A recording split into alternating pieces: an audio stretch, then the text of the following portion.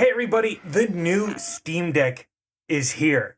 This is not a joke, this is not a drill, and while this is not a complete hardware redesign, it is a warmly welcome refresh. Billed as the Steam Deck OLED, this hardware revision has an OLED screen with per pixel HDR, a longer lasting battery, and improved Wi-Fi connectivity. And there are now 4 models on sale, 3 of them for the exact same price points as before. The lowest end SKU now comes with 256 gigabytes of storage. It has a Wi-Fi 5 card, a 40 watt-hour battery, and an LCD screen. If these sound familiar to you, it's probably because, well, this is literally the original Steam Deck 256 gig model at a steep discount. The rest of them, though, for $569, you get a 512 gig deck with upgraded Wi-Fi, a 50 watt-hour battery, the new 6nm APU, and the HDR OLED screen. And then the next SKU is $649. You get 1 terabyte of storage, a new carrying case with a removable liner, and a bunch of miscellaneous exclusive digital assets. There's also this limited edition with a clear chassis, which looks really snazzy. All of this is incredibly impressive to me. Valve could have just idly sat by and said, oh, new top-tier model for $700 that includes an OLED screen, but they didn't do that.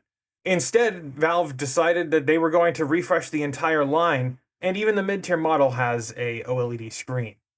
And touching on the screen for a bit, according to SteamDeck.com, the screen now features deeper, richer colors, and it's about 6% larger than the LCD model.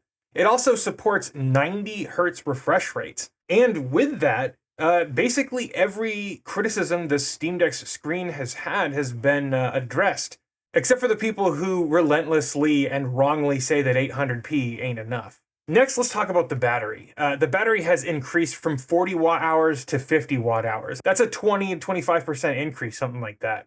Yet, Valve says that the battery life will be up to 50% longer and will also charge faster, too. That's seriously incredible, but that math doesn't seem to make sense on paper. How does a 25% increase in battery translate to a 50% increase in battery life? Well, the screen is now more power efficient, and as are many of the other components that are in this new deck. They all contribute to it, but it's also due to the Sephiroth APU.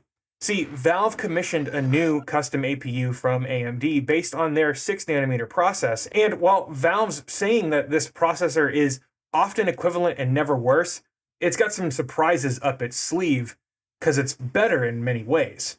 Digital Foundry, who got their hands on the new Steam Deck OLED early, were able to do some benchmarking and found that the new model has a not insignificant uptick in performance in many scenarios. Nothing major, mind you, this isn't like a generational leap, but it's a tidy 5 to 10% upgrade that many outlets have also noted.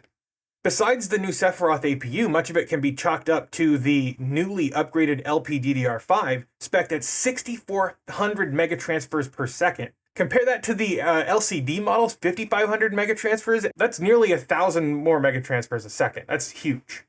So what about battery performance? Well, Digital Foundry did some light testing in that department as well.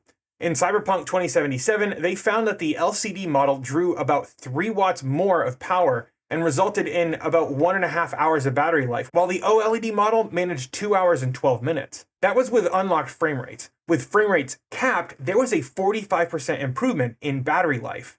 And there's tons of new little features here and there. The fact that the deck now supports wake up via a Bluetooth controller. It's now 30% faster to resume from sleep. It has a new Bluetooth 5.3 module that includes a dedicated antenna. I've got to say, this is wild stuff to see for a mid-generation refresh. And one of the most awesome little touches that's, at least in my opinion, is that Valve is really committed to repairability. The rear chassis screws now mate to metal screw bosses that should provide a much better experience when you want to open up your deck over and over again. Now, I have to say that I am so stoked to get my hands on this new Steam Deck model, and I will be by the end of the week, hopefully. So get subscribed so you don't miss my next video with hands-on coverage of the Steam Deck OLED. I think that's going to do it for this video. If you like this video and you want to see more content about the Steam Deck, hit that subscribe button. You can like that smash button down below. It's all greatly appreciated. You can also pledge to my Patreon if that's more your speed. But I think that's going to do it for now. Thank you so much for watching, and I'll see you in the next one.